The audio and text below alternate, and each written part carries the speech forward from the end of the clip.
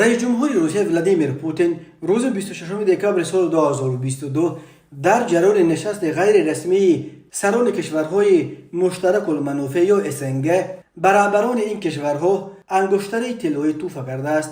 در این نشست پرزیدنت بلاروس الکساندر لوکاشنکو، پرزیدنت آذربایجان الهام علیف، پرزیدنت قزاقستان قاسم جمارت توقایف، پرزیدنت قرقیزستان سودر جباروف، پرزیدنت ترکمنستان سردار بردی محمدوف، پرزیدنت ازبکستان شفقت میرزیوف و سروزیر ارمنستان نیکول پاشینیان اشتراک کردند.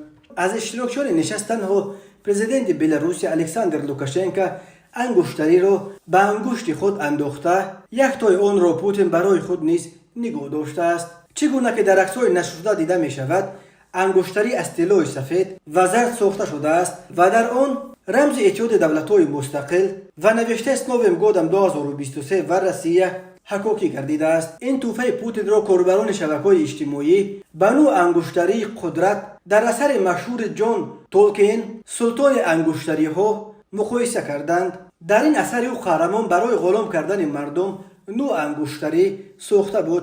بسیاری ها پوتین را نیز برای این توفه‌اش سلطان انگشتری ها یا ولستلین کالسک نامیدند. واخوری غیر رسمی سران کشورهای عضو سازمان اتحاد دولت‌های مستقل روزهای 26 و 27 دکامبر سال 2022 در شهر سنت پترزبورگ روسیه برگزار گردید.